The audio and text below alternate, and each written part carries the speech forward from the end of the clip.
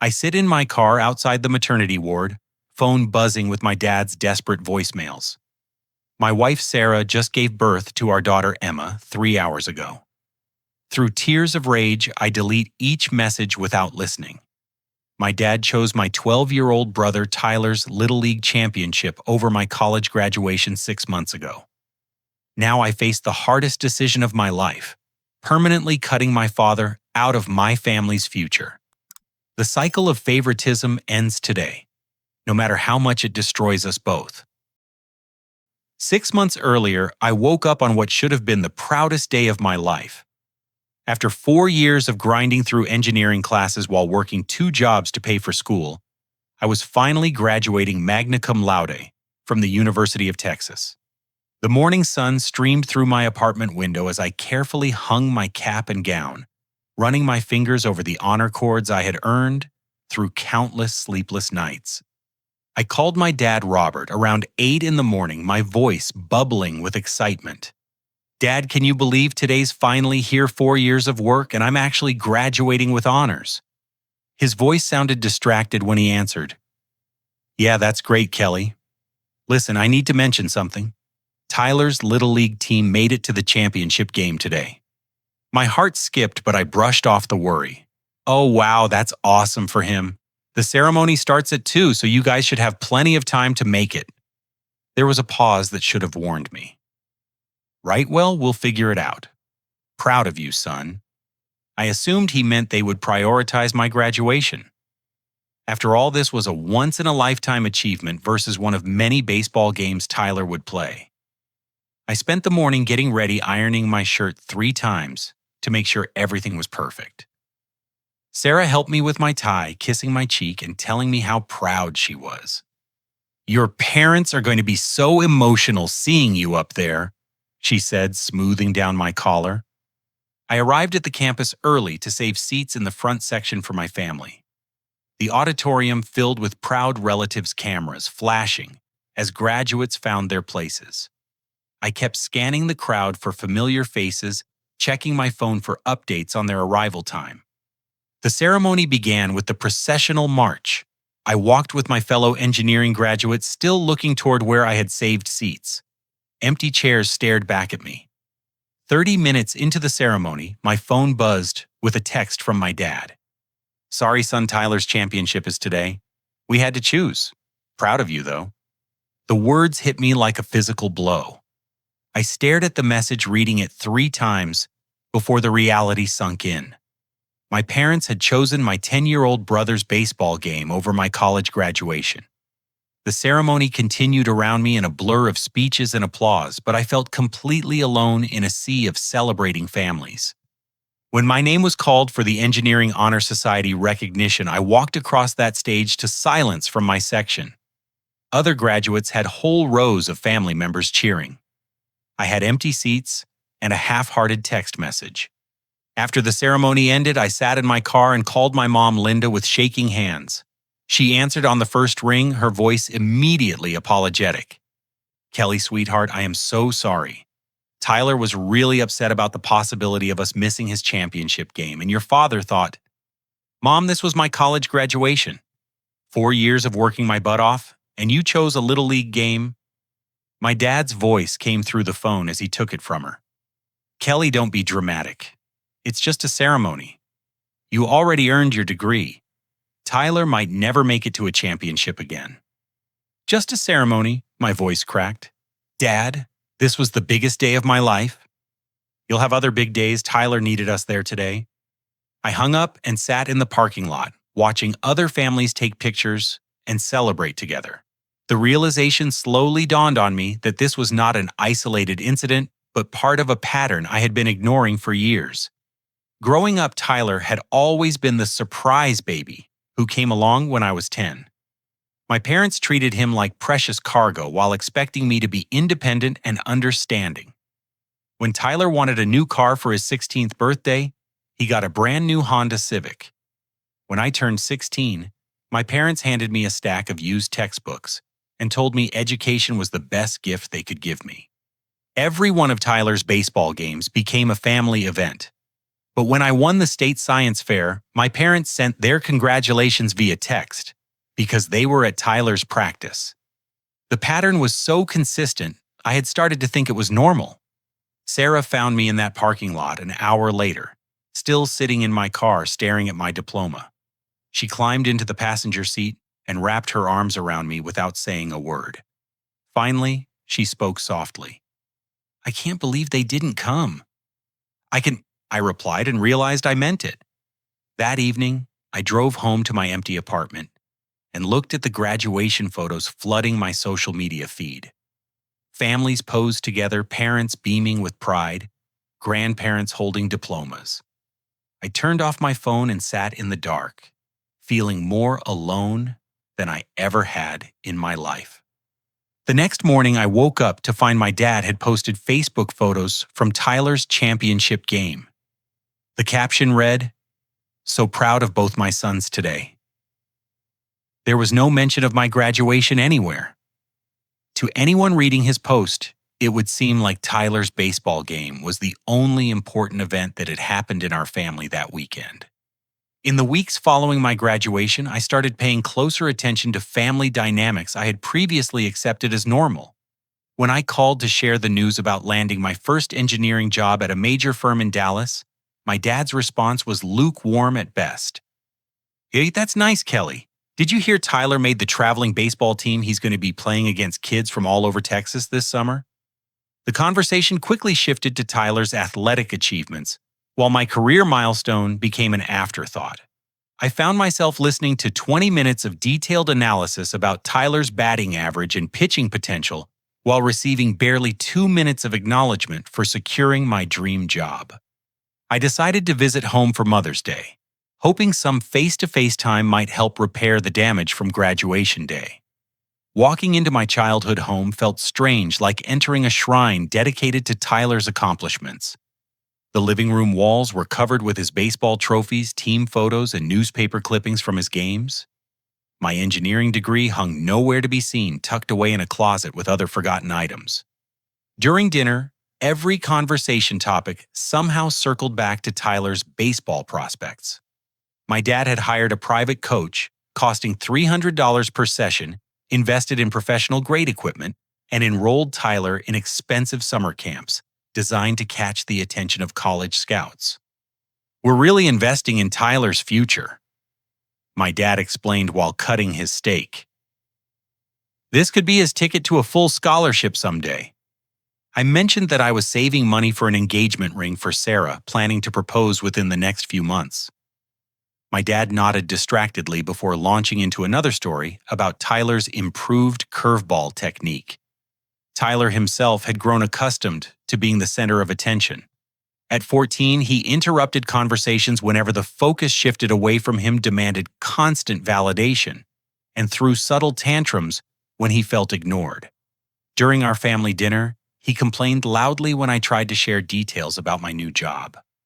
"Can we talk about something interesting?" Tyler whined. "Nobody cares about boring office stuff." Instead of correcting Tyler's rudeness, my dad immediately redirected the conversation to Tyler's upcoming tournament schedule. I watched my mom's face during this exchange, seeing discomfort, but no willingness to intervene. After dinner, I attempted a serious conversation with my dad about feeling overlooked and undervalued. We sat on the back porch where I had practiced throwing footballs with him as a kid, back when I thought I was his priority. "Dad, I need you to understand how much it hurt when you missed my graduation." His response was defensive and dismissive. "Tyler's at a crucial age for his development, Kelly. You're a grown man now. You don't need us hovering over you anymore." "I'm not asking you to hover. I'm asking you to show up for important moments in my life." "You're being overly sensitive. Tyler needs more guidance and support right now. You've always been self-sufficient." The conversation revealed his fundamental misunderstanding of our family dynamics. He saw me as the strong, independent son who required minimal emotional investment, while Tyler remained the vulnerable child who needed constant protection and encouragement. This perception allowed him to justify the unequal treatment without recognizing the emotional damage it caused. Later that weekend, I helped my mom wash dishes, while Tyler monopolized my dad's attention in the living room. She spoke quietly, glancing toward the doorway to make sure we wouldn't be overheard. "I wanted to come to your graduation, Kelly. I really did. Why didn't you? Your father convinced me that Tyler needed our support more than you did. He said you were strong enough to handle disappointment, but Tyler would be devastated if we missed his championship." The conversation revealed that my mom was not an active participant in the favoritism, but rather a passive enabler who avoided conflict by going along with my dad's decisions. She recognized the unfairness, but lacked the courage to challenge it directly. I spent that night in my childhood bedroom staring at posters of athletes and scientists I had admired growing up. The walls felt like a museum of my forgotten dreams, evidence of a time when I believed my parents were equally proud of both their sons. On Sunday morning, I overheard my dad on the phone with his brother, my Uncle Mike. The conversation was supposed to be private, but voices carried through the thin walls of our ranch-style house. "Tyler's really showing promise this season.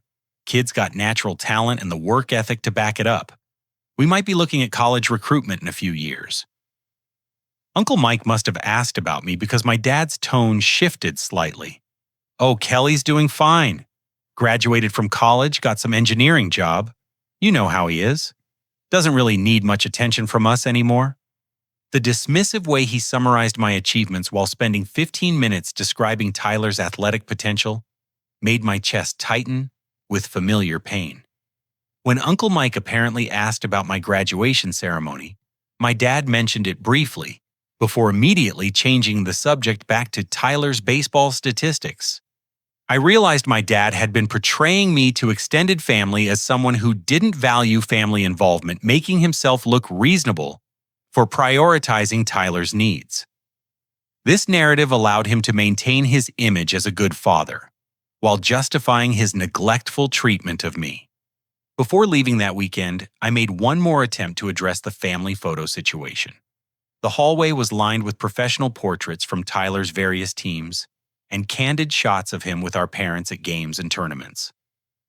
I suggested we take a family photo together, something that would include both sons equally. My dad agreed, but immediately started posing for pictures with Tyler alone, first suggesting they capture some action shots of Tyler with his latest baseball equipment. 20 minutes later, he grudgingly agreed to include me in a few formal group photos, but his enthusiasm had clearly waned. As I drove back to Dallas that Sunday evening, I felt emotionally drained and confused. Part of me wanted to believe the favoritism was unintentional, just a result of Tyler's age and current interests. But the pattern was too consistent and too hurtful to dismiss as coincidence. The breaking point came during my final week at home when I discovered something that shattered any remaining hope for equal treatment. While looking for old textbooks in my dad's office, I found financial records showing that my college fund, money my grandparents had specifically left for my education, had been systematically depleted to pay for Tyler's baseball expenses. The fund had contained nearly $15,000 earmarked for my graduate school plans. Over the past 2 years, my dad had withdrawn money for Tyler's private coaching equipment, travel tournaments, and summer camps. The account balance showed less than $2,000 remaining. My grandparents had died when I was in high school, leaving that money specifically for my educational future. They had known how hard I worked in school and wanted to ensure I could pursue advanced degrees without financial stress. My dad had violated their wishes and stolen my inheritance to fund Tyler's athletic pursuits. When I confronted him about the missing money, his response was breathtakingly selfish. "Tyler's training is an investment in his future. You got through college just fine without it. Besides, you have a good job now. You don't need that money anymore." The theft of my inheritance represented more than financial betrayal. It symbolized my complete invisibility in my father's priorities and his willingness to sacrifice my future for Tyler's immediate wants. 3 months after the graduation incident, Sarah and I received the most wonderful news of our lives. We were going to be parents. Sarah's pregnancy test showed 2 clear lines, and we spent that evening crying happy tears and talking about our future as a family. I was determined to share this joy with my parents, hoping that becoming grandparents might shift their perspective and create a fresh start for our relationship. We decided to announce the pregnancy in person, wanting to see their faces when they learned about their first grandchild. Unfortunately, our timing coincided with Tyler's 15th birthday celebration. When Sarah and I arrived at my parents' house that Saturday afternoon, the backyard was filled with Tyler's friends, elaborate decorations, and the kind of expensive party setup that had become standard for his special occasions. My dad had rented a professional batting cage, hired a former minor league player to give hitting demonstrations, and arranged for Tyler's favorite restaurant to cater the event. The celebration looked like something you would see for a high school graduation, rather than a typical birthday party. Sarah and I tried to find a quiet moment to share our news, but my dad was completely absorbed in hosting duties. Every time I approached him, he was busy ensuring Tyler's friends were entertained or coordinating the next planned activity. "Dad, can Sarah and I talk to you and Mom privately for just a minute?" He looked annoyed by the interruption. "Kelly, can't this wait? Tyler's having an important day here. We've got the hitting demonstration starting in 10 minutes. I persisted, knowing that pregnancy announcements were traditionally shared with immediate family before becoming public knowledge. "It's really important, Dad. Just give us 5 minutes." He reluctantly agreed, but his body language made it clear he considered our request an inconvenience. We gathered in the kitchen while the party continued outside. Tyler's laughter and his friends cheering, creating a soundtrack of celebration that had nothing to do with our news. "Sarah and I wanted you to be the first to know." I began taking her hand. "We're pregnant. You're going to be grandparents." The response was not what we had hoped for.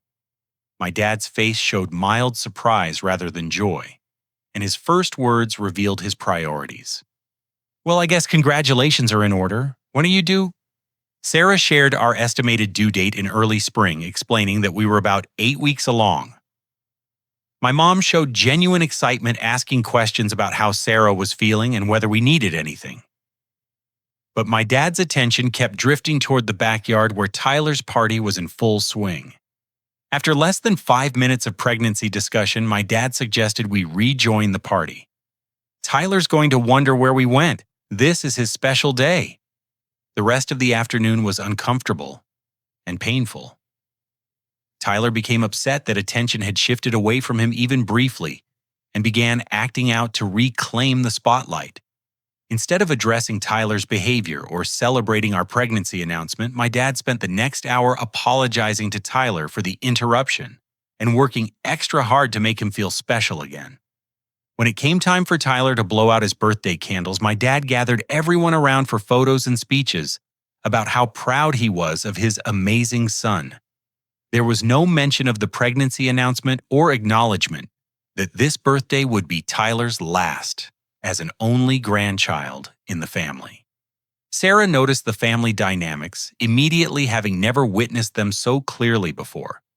She watched my dad fawn over Tyler while treating our life-changing news as a minor inconvenience that had disrupted his party planning. As we prepared to leave that evening, my dad pulled me aside for what I assumed would be a private moment to express his excitement about becoming a grandfather. Instead, he lectured me about timing and consideration. "You really should have thought about Tyler's feelings before making that announcement today," he said, his voice carrying the same tone he had used to scold me as a child. "Dad, we're having your first grandchild. I thought you'd be happy." "Of course I'm happy, but you could have called ahead or waited until next week." Tyler was really looking forward to this party, and he got upset when the focus shifted away from him. I stood there stunned, unable to believe my father was criticizing me for sharing pregnancy news at what he considered an inappropriate time. The idea that Tyler's birthday party was more important than announcing his grandchild's existence revealed how deeply skewed his priorities had become. "Are you seriously suggesting that I should have scheduled our pregnancy announcement around Tyler's social calendar?" "I'm suggesting you should be more considerate of your brother's feelings." He's still forming his identity and sense of self-worth. You're a secure adult who can handle not being the center of attention. The conversation escalated as months of frustration finally boiled over. I pointed out the pattern of missed events, the stolen college fund, and the constant prioritization of Tyler's wants over my legitimate needs. My dad's response revealed the depth of his delusion about our family dynamics. Tyler's success reflects well on all of us, Kelly. You're being selfish and holding grudges over petty disappointments. One missed graduation ceremony doesn't erase 18 years of good parenting. One missed ceremony. Dad, you've been emotionally absent from my life for years.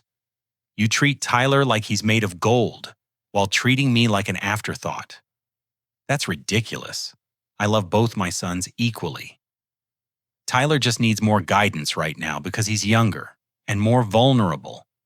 Sarah had been quietly observing this argument from the car, but when she saw how upset I was becoming, she got out to check on me. The stress of the confrontation was affecting her pregnancy symptoms, making her feel nauseous and dizzy. "Kelly, I need to sit down," she said, leaning against the car door. My dad showed no concern for Sarah's condition or the fact that stress during early pregnancy could be harmful. Instead of asking if she needed help or water, he continued defending his position about Tyler's emotional needs taking priority over everyone else's. We left abruptly with Sarah feeling sick and me feeling emotionally battered. During the drive home, she finally spoke about what she had witnessed. "I can't believe how he treats you, Kelly. I thought maybe you were exaggerating about the favoritism, but seeing it in person was shocking." She had grown up in a family where both children received equal love and attention, making my father's behavior seem even more obviously dysfunctional to her outside perspective. Sarah's parents had always celebrated every milestone and achievement, equally never making one child feel less important than the other. "I'm worried about how he's going to treat our baby," Sarah continued. "If he can't even show basic excitement about his first grandchild because it interfered with Tyler's party, what's going to happen when our daughter needs attention?" That conversation planted seeds of concern that would grow over the following months. We began discussing the importance of protecting our child from the emotional neglect and favoritism that had shaped my relationship with my father. The next day, my dad called, not to apologize for his behavior or express excitement about the pregnancy, but to demand that I apologize to Tyler for making his birthday about yourself. He threatened to cut me off from family events if I didn't show Tyler proper respect and acknowledge that I had been inconsiderate. Tyler spent all night upset because he felt like his special day got ruined. "You owe him an apology." "Dad, I announced that you're going to be a grandfather. That's not something to apologize for. It's about timing and consideration, Kelly. Tyler's feelings matter too." I hung up without agreeing to apologize, finally understanding that my father was incapable of recognizing how twisted his priorities had become. The idea that Tyler's temporary disappointment was more important than celebrating new life revealed a level of dysfunction I could no longer rationalize or excuse. As Sarah's pregnancy progressed, I made the difficult decision to limit contact with my father until after our baby arrived. I needed to focus on preparing for fatherhood and creating a positive environment for my growing family, rather than constantly defending myself against criticism and manipulation. My dad did not accept this boundary gracefully. Within a week of my decision to step back, he launched a calculated campaign designed to pressure me into submission by turning our extended family against me. The phone call started with my Aunt Patricia, my dad's sister, who lived in Houston and typically stayed out of family drama. She called on a Tuesday evening, her voice filled with concern and confusion. "Kelly, your father is really upset about this situation with you and Tyler. He says you're holding some kind of grudge and refusing to be part of the family." I explained the graduation incident, the birthday party confrontation, and the pattern of favoritism I had experienced over the years. Aunt Patricia listened quietly occasionally, asking clarifying questions that suggested she was hearing details for the first time. "I had no idea it was that bad, Kelly. Your dad always made it sound like you just didn't care about family events anymore." This revelation was both validating and infuriating. My dad had been portraying me to relatives as someone who had voluntarily distanced himself from the family, rather than someone who had been systematically excluded and devalued. Over the next 2 weeks, I received similar calls from my Uncle Mike, my grandmother on my mother's side, and several family friends. Each conversation followed the same pattern: initial concern about my attitude problem, followed by shock when I explained the actual circumstances behind our conflict. My dad had told everyone a carefully crafted version of events that painted him as the victim of an ungrateful son's inexplicable hostility. According to his narrative, he was a devoted father who had made one small mistake by missing my graduation, and I was punishing him and Tyler with unreasonable demands for perfection. Some relatives, particularly those who had observed Tyler's behavior at family gatherings, admitted they had noticed concerning patterns, but had stayed silent to avoid causing conflict. My Uncle Mike confessed that he had always found Tyler demanding and spoiled, but assumed it was just a phase that would pass as he matured. "Looking back, I can see how your dad treated you two boys differently," Uncle Mike told me during a long phone conversation. "I just didn't think it was my place to say anything about another man's parenting choices." The most painful part of my dad's manipulation campaign involved my mother serving as his messenger. She called me regularly with tearful pleas for reconciliation, describing how heartbroken my father was by my rejection and how the family tension was affecting everyone. "He just wants his family back together, Kelly. Can't you find it in your heart to forgive him?" "Mom, this isn't about forgiveness. This is about Dad acknowledging his behavior and treating me with basic respect." "But you're tearing the family apart over something that happened months ago."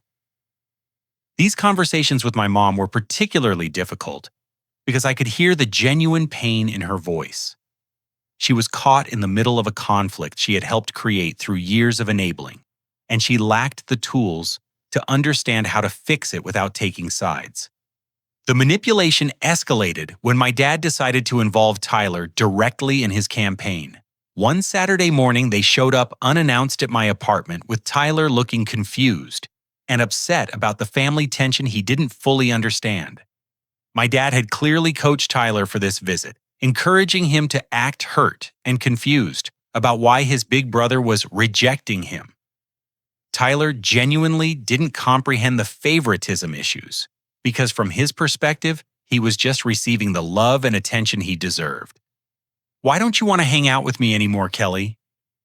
Tyler asked, his eyes filling with tears that made me feel like the villain in this situation. My dad watched this interaction with satisfaction, knowing that Tyler's emotional appeal would be difficult for me to resist. He had weaponized my love for my younger brother, using Tyler's genuine feelings as ammunition in his war to avoid accountability. The visit was emotionally manipulative and unfair to everyone involved. Tyler deserved honest relationships with his family members, not to be used as a pawn in adult conflicts. Sarah and I were forced to host people who had shown no respect for our boundaries or our pregnancy needs, and I was put in the impossible position of either explaining complex family dynamics to a confused teenager or appearing unreasonable for maintaining necessary boundaries. During the visit, my dad made a show of focusing on Tyler's comfort, while completely ignoring Sarah's pregnancy-related needs. When Sarah mentioned feeling tired and needing to rest, my dad suggested Tyler might enjoy playing video games in our living room, rather than offering to cut the visit short. The performance was designed to make me look selfish for not accommodating my innocent little brother's desire to spend time with me. My dad positioned himself as the reasonable parent trying to maintain family relationships, while I appeared to be the problem child, creating unnecessary drama. After they left, Sarah and I both felt emotionally drained and violated. The unannounced visit had been a boundary violation disguised as a reconciliation attempt, and my dad's manipulation tactics had created guilt and confusion where there should have been clarity and peace. Seeking professional help, I started attending therapy sessions to process the family dynamics and develop healthier coping strategies. The therapist helped me understand narcissistic family patterns, scapegoat dynamics, and manipulation techniques that had shaped my childhood experiences. Learning about these psychological concepts was tremendously validating. The therapist explained how narcissistic parents often designate one child as the golden child, who can do no wrong, while another child becomes the scapegoat, who gets blamed for family problems.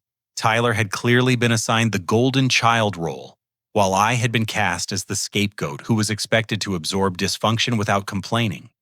Sarah attended several therapy sessions with me, and the therapist validated her concerns about my father's behavior, potentially affecting our future child. We discussed strategies for protecting our daughter from emotional manipulation and favoritism patterns that could damage her self-esteem and sense of security. Feeling empowered by therapy insights and confident in my perspective, I decided to write my father a detailed letter explaining my boundaries and expectations for any future relationship. The letter outlined specific examples of favoritism, described the emotional impact of his choices, and requested genuine accountability rather than defensive justifications.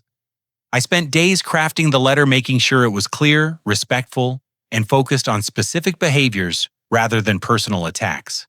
The letter explained that I needed him to acknowledge the pattern of unequal treatment, commit to change, and demonstrate through actions that he valued both his sons equally.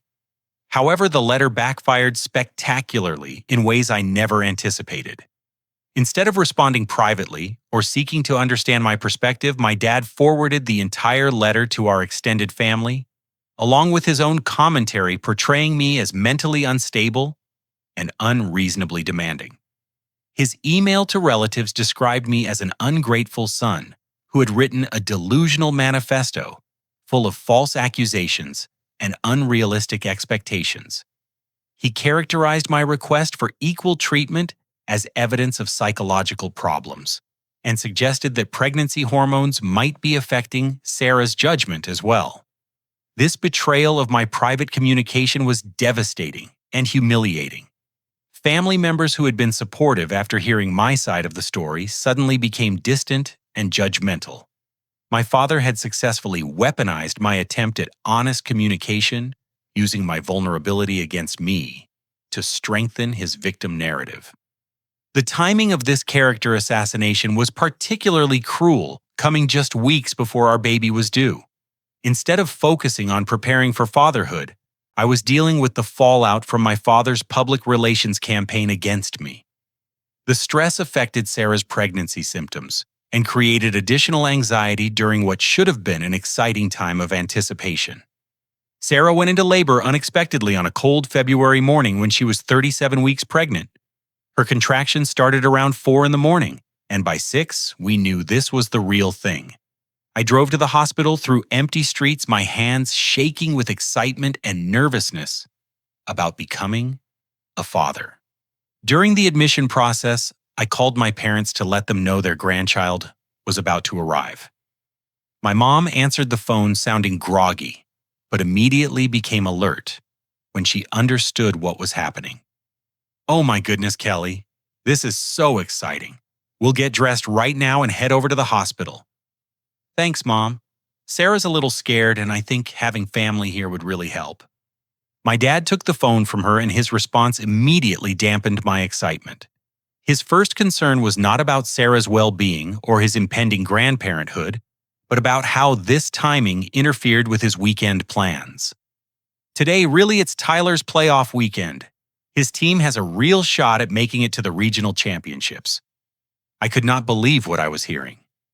My wife was about to give birth to his first grandchild, and he was complaining about baseball scheduling conflicts. "Dad, your granddaughter is being born today.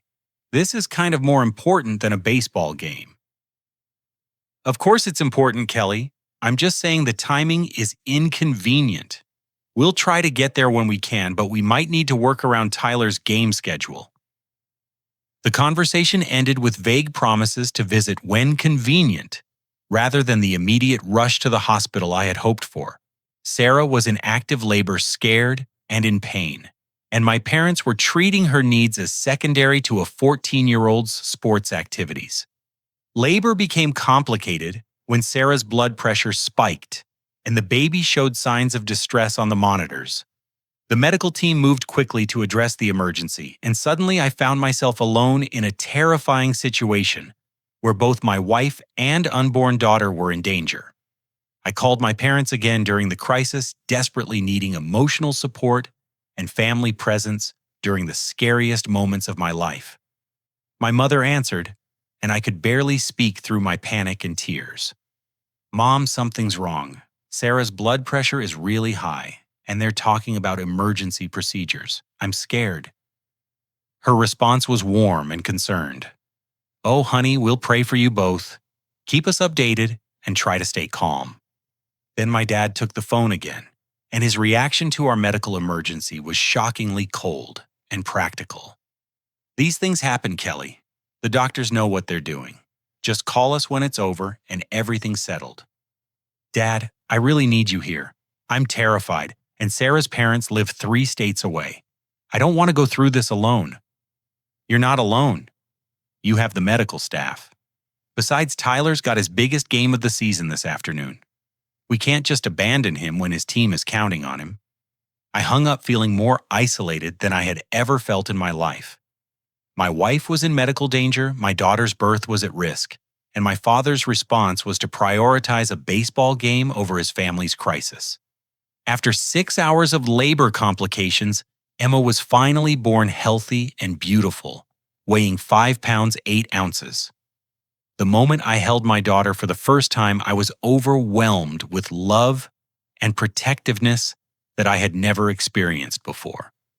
She was perfect and tiny and completely dependent on Sarah and me to keep her safe. I called my parents immediately to share the good news, expecting that Emma's successful birth would shift their priorities and bring them rushing to meet their granddaughter.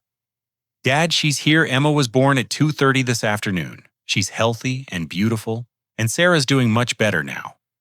His response will haunt me forever. "Now that's nice, Kelly. I'm glad everything worked out. Tyler got 3 hits today and scored the winning run in the bottom of the 9th inning. It was the most exciting game of his life." He spent the next 10 minutes describing Tyler's athletic performance in minute detail before asking a single follow-up question about Emma's birth weight length or health status. When I tried to share details about my daughter's appearance or how emotional the birth experience had been, he redirected the conversation back to Tyler's batting statistics and base running strategy. My mother tried to show appropriate enthusiasm when she got back on the phone asking about Emma's features and Sarah's recovery. But my dad cut her off mid-sentence to continue his analysis of Tyler's game-winning hit and the team's chances in the upcoming regional tournament. I ended the call feeling hollow and angry.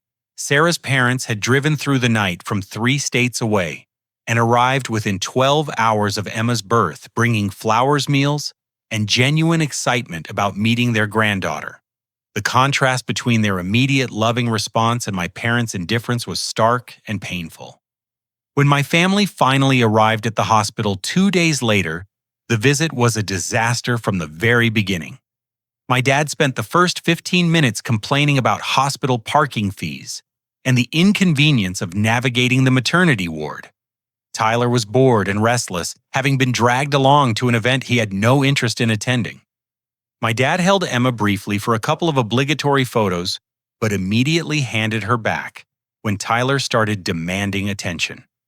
Instead of focusing on his granddaughter or asking about the birth experience, he spent most of the visit entertaining Tyler and discussing plans for Tyler's next baseball tournament. Tyler made no effort to hide his discomfort with the situation, complaining loudly about being stuck in a boring hospital when he could be playing video games or practicing baseball. Rather than addressing Tyler's inappropriate behavior or teaching him about respecting family moments, my dad indulged his complaints and promised to take him to the arcade as soon as they left. "This is taking forever," Tyler whined. "Can we go now? The baby's not doing anything interesting." "Just a few more minutes, buddy," my dad replied. "Then we'll go get lunch and maybe hit some balls at the batting cage." During the entire 2-hour visit, my dad never asked Sarah how she was feeling physically or emotionally after the difficult birth. He showed no interest in learning about Emma's feeding schedule, sleep patterns, or any of the details new grandparents typically want to know. His conversation centered entirely on Tyler's comfort and entertainment. The visit reached a breaking point when Emma became fussy and needed to be fed. Sarah was still recovering from surgery and struggling with breastfeeding, needing quiet and support during this challenging time. Instead of offering help or creating a peaceful environment, my dad suggested they move to the hallway so Tyler wouldn't be bothered by baby noises. As they were preparing to leave, I walked with them toward the elevator to say goodbye. Tyler was still complaining about the visit being boring, and I overheard my dad's response that would change everything between us forever. "Don't worry, buddy. That baby won't change anything important. You'll always be my number one priority." I stopped walking, stunned by what I had just heard. My father was explicitly telling Tyler that his granddaughter's existence would not affect Tyler's privileged position in the family hierarchy. He was ensuring Tyler that Emma would be treated as secondary to Tyler's wants and needs, just as I had been throughout my childhood. In that moment, I realized my daughter was going to experience the same emotional neglect and favoritism that had damaged my relationship with my father. Emma would grow up watching Tyler receive preferential treatment while learning that her own needs and feelings were less important. I could not allow that to happen. My daughter deserved better than being raised in an environment where love and attention were conditional on maintaining someone else's ego. She deserved grandparents who would celebrate her achievements, equally attend her important events, and make her feel valued as an individual.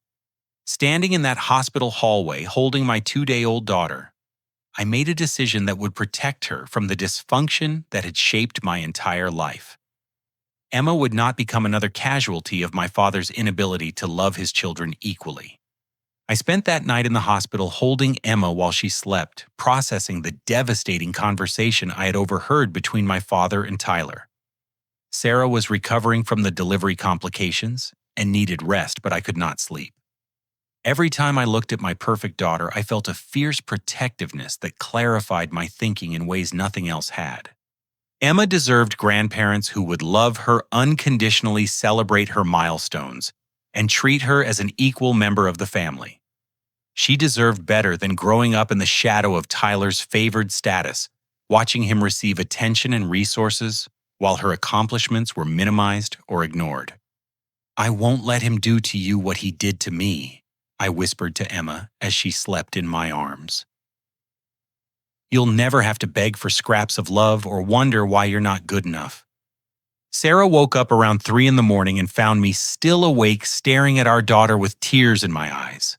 She had heard my father's comment to Tyler in the hallway and understood the weight of what I was processing. "You have to protect her, Kelly," Sarah said quietly. "We both do." Over the next few days at home with Emma, Sarah and I had long conversations about what kind of family environment we wanted to create. We discussed the importance of surrounding our daughter with people who would love her genuinely and treat her with respect, rather than exposing her to the toxic dynamics that had shaped my childhood. "I keep thinking about how your face looked when you realized they weren't coming to graduation," Sarah told me while nursing Emma. "I never want to see that expression on our daughter's face." The decision to cut contact with my father did not come easily or quickly. I spent 2 weeks writing and rewriting a letter that would explain my choice and establish clear boundaries for any future relationship. The letter needed to be comprehensive enough to address years of unequal treatment, while specific enough to avoid misinterpretation. I outlined concrete examples of favoritism spanning my entire life: the stolen college fund, the missed graduation, the dismissive treatment of my career achievements, and the immediate prioritization of Tyler's needs over Emma's birth. I explained how these patterns had affected my self-esteem, my sense of worth, and my ability to trust that I mattered to my family. The letter also established clear expectations for any future contact. I required genuine acknowledgement of the harm caused by unequal treatment, concrete steps toward change, and evidence of consistent effort to treat both sons fairly. Most importantly, I demanded that he understand why exposing Emma to the same favoritism was unacceptable. On a cold Saturday morning, I drove to my parents' house to deliver the letter personally. My mother was at her sister's house for the weekend, leaving only my father home. I wanted this conversation to happen without my mother serving as a buffer or mediator. My dad answered the door looking surprised to see me since we had not spoken since the disastrous hospital visit. He invited me in, probably assuming I was there to apologize or reconcile on his terms. "I wrote you a letter explaining why Emma and I won't be part of your life until some fundamental things change," I told him, handing over the sealed envelope. He read the letter while I waited in the living room surrounded by Tyler's trophies and photographs. I watched his face change from confusion to anger as he absorbed my detailed explanation of his favoritism and its consequences.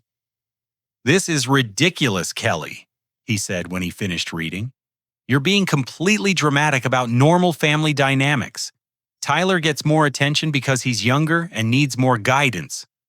Dad, you told Tyler that Emma won't change anything and that he'll always be your priority. You said that about your granddaughter." Tyler was feeling insecure about the new baby. I was just reassuring him that he still matters to us. By telling him he matters more than she does, "That's not what I meant, and you know it."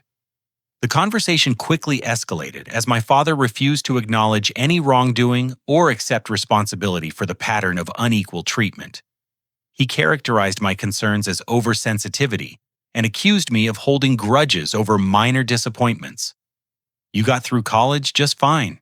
You have a good job and you're married with a baby," he argued. "Obviously, our parenting worked out well for you. I don't understand why you're complaining about ancient history."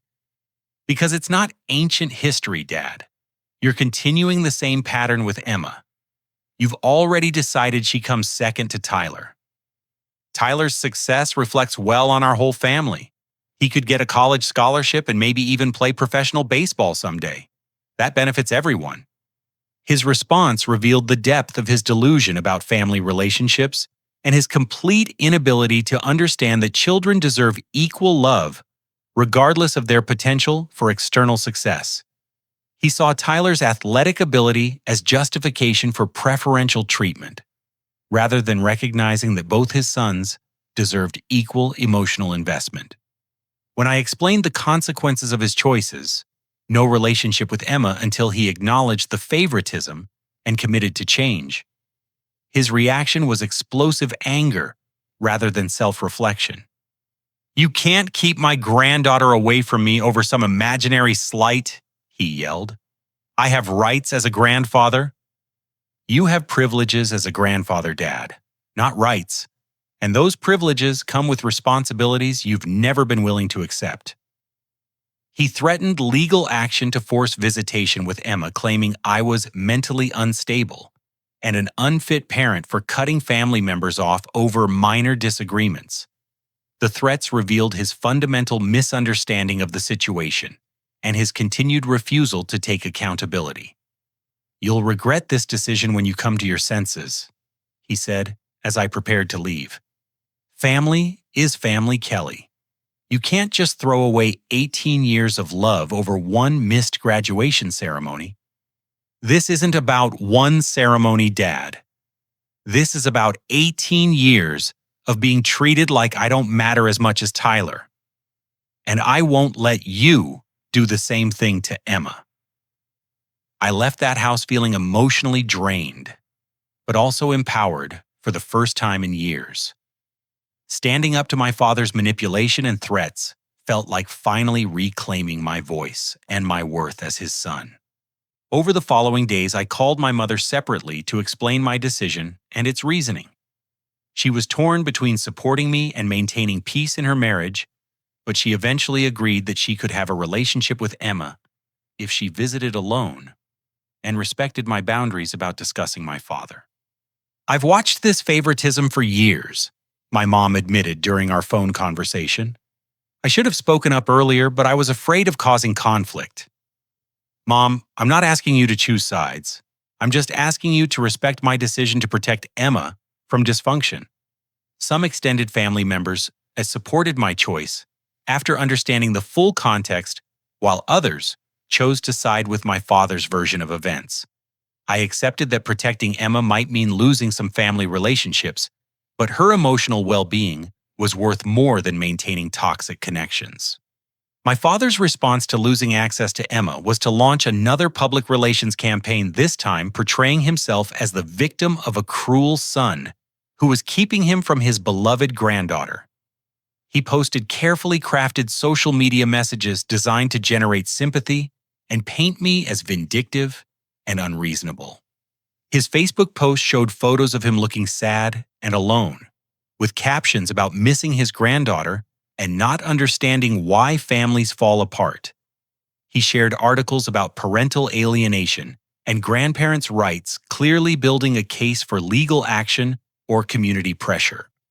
But his social media strategy backfired as friends, and community members began questioning his behavior and asking for details about what had led to such an extreme decision.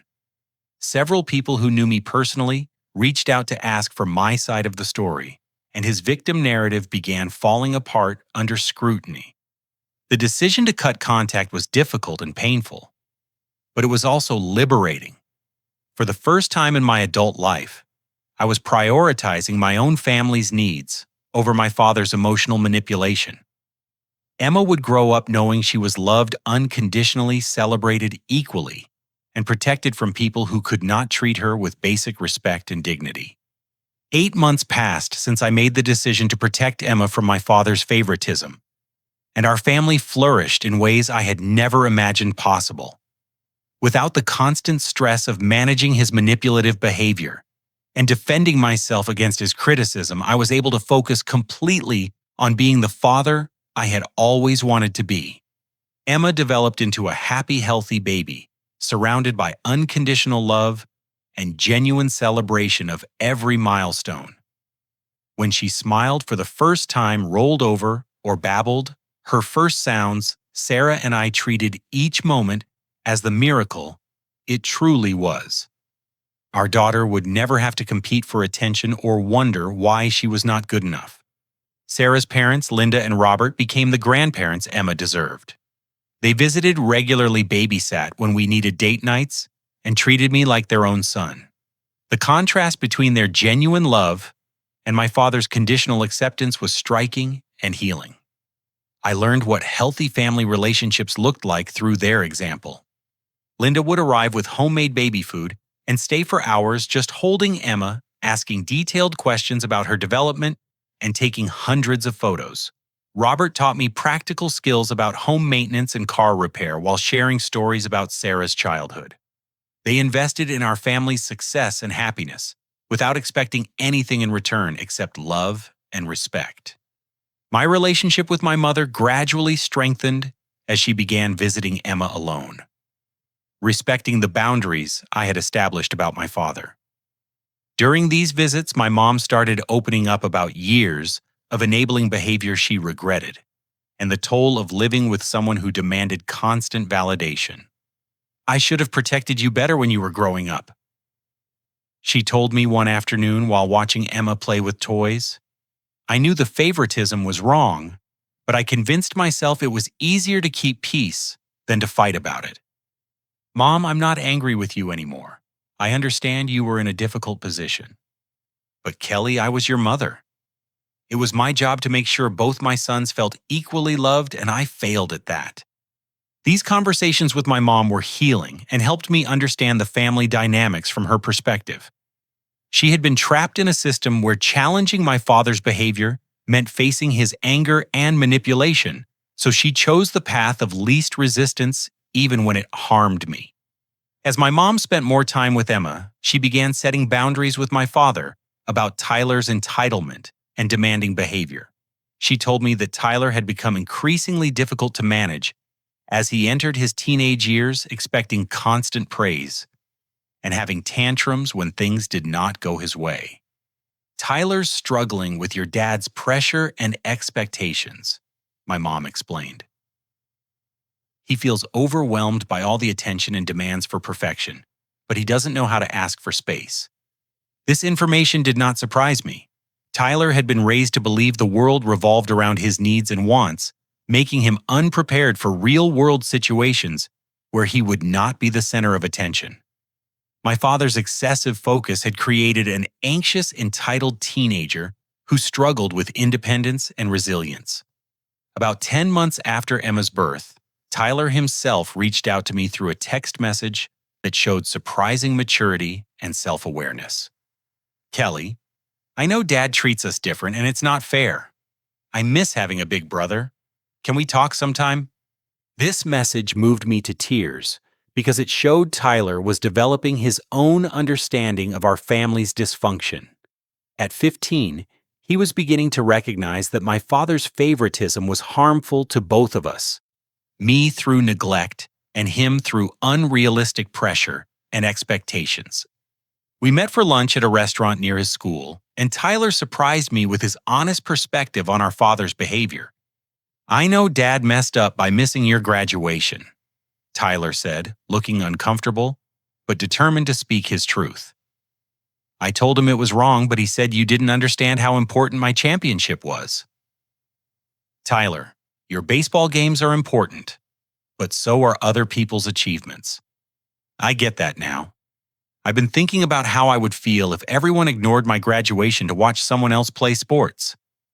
This conversation revealed that Tyler was not the spoiled, narcissistic teenager I had assumed him to be. He was a confused kid trying to navigate the pressure of being the golden child while maintaining a relationship with his older brother. My father's favoritism had been as damaging to Tyler as it had been to me, just in different ways.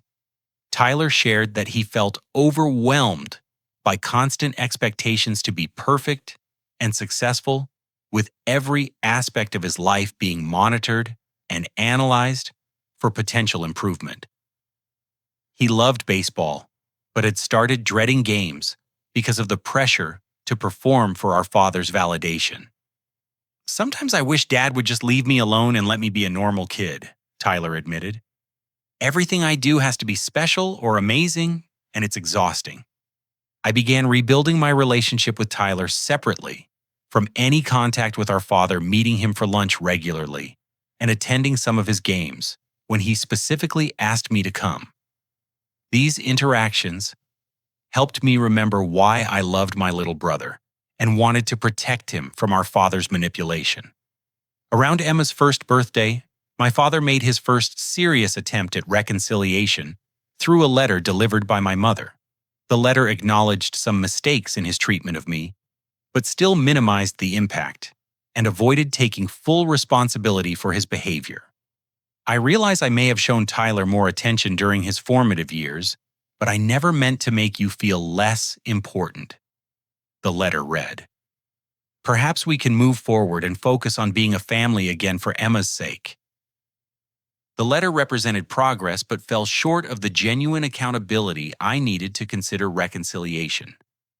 It characterized years of systematic favoritism as minor oversights and positioned reconciliation as something I owed him, rather than something he needed to earn through changed behavior. I wrote back explaining that partial acknowledgments were not sufficient foundation for rebuilding trust. I needed him to understand the specific ways his choices had affected me and demonstrate consistent effort to treat both sons equally before I would expose Emma to his influence. 6 months later, Tyler's support gave my father a wake-up call he could not ignore. During a heated argument about baseball practice schedules, Tyler told our father that he needed to fix his relationship with me before expecting Tyler's continued cooperation with his athletic ambitions. "I'm not going to keep pretending Kelly doesn't exist," Tyler told him. "He's my brother and I want him at my games." This confrontation from his golden child forced my father to confront the consequences of his behavior in ways my protests never had. When Tyler threatened to quit baseball entirely unless my father sought help for his relationship problems, he finally agreed to attend family therapy.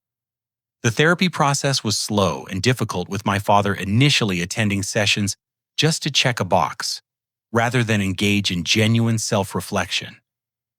But over several months, the therapist helped him understand how his favoritism had damaged both his sons and created an unhealthy family dynamic that served no one well.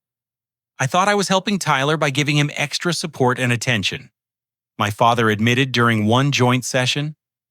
I didn't realize I was teaching him to expect special treatment while making you feel invisible. Dad, I never needed you to love me more than Tyler. I just needed you to love me equally. I do love you equally, Kelly. I always have. Love is shown through actions, not just feelings. Your actions consistently told me Tyler mattered more. These therapy sessions were emotionally challenging, but ultimately productive. My father began developing empathy for my childhood experiences and understanding how his choices had shaped my perception of my worth in the family. After 8 months of consistent therapy attendance and gradual behavior changes, I agreed to supervised visits between my father and Emma. The first meeting was awkward but respectful, with my father focusing entirely on getting to know his granddaughter without making any demands or expectations. "She's beautiful, Kelly," he said while watching Emma play with blocks. "Thank you for giving me this chance." "This is just the beginning, Dad. Rebuilding trust takes time and consistent effort." The supervised visits continued for several months, with my father demonstrating genuine effort to connect with Emma while respecting our boundaries and expectations. He attended her first birthday party and showed appropriate excitement about her developmental milestones, without trying to overshadow the celebration with talk about Tyler's achievements. Tyler's relationship with our father also improved as therapy helped establish healthier boundaries around baseball and academic expectations. Tyler was able to pursue his interests without constant pressure, and analysis making him happier and more confident as an individual. Today, nearly 2 years after Emma's birth, our family relationships are stronger and healthier than they have ever been. My father continues attending therapy and demonstrates consistent effort to treat both his sons fairly. Tyler and I have rebuilt our brotherhood based on mutual respect and genuine affection. Emma is surrounded by grandparents who celebrate her equally, attend her important moments, and treat her with the unconditional love every child deserves. She will grow up knowing her worth is not conditional on achievements or comparisons to other family members. The decision to fight back against favoritism and protect my daughter from toxic family dynamics was the most important choice I have ever made. It required courage to establish boundaries, strength to maintain them despite pressure and manipulation, and wisdom to recognize that some relationships require accountability before reconciliation is possible. Breaking generational cycles of dysfunction is difficult work that often requires short-term conflict to achieve long-term healing. I learned that protecting the people you love sometimes means disappointing the people who have harmed you, and that healthy relationships require mutual respect rather than unconditional tolerance. My father's journey toward accountability proved that change is possible when consequences are enforced consistently and compassionately. Tyler's support showed me that standing up for yourself can inspire others to demand better treatment as well. Most importantly, Emma taught me that love should never be conditional, competitive, or scarce. Every child deserves to feel valued, celebrated, and protected from adults who cannot provide emotional safety. My daughter will never doubt her worth or fight for scraps of attention because I chose her well-being over family harmony, built on dysfunction. The cycle of favoritism ends with Emma. She will grow up in a family where love is abundant, achievements are celebrated equally, and every member matters regardless of their talents or accomplishments. That is the greatest gift I can give her, and the most meaningful victory I have ever achieved. I want to hear from you in the comments below. Have you ever experienced favoritism in your family? And how did you handle it? Did standing up for yourself improve your relationships, or did it create more conflict? Please share your stories and thoughts. Your experiences might help someone else going through a similar situation. If this story resonated with you, please hit the like button, subscribe to my channel for more real-life stories, and share this video with anyone who might benefit from hearing about the importance of protecting children from toxic family dynamics. Thank you for listening to my story and supporting my journey toward building a healthier family for the next generation. I hope Emma's story inspires you to fight for the love and respect you deserve.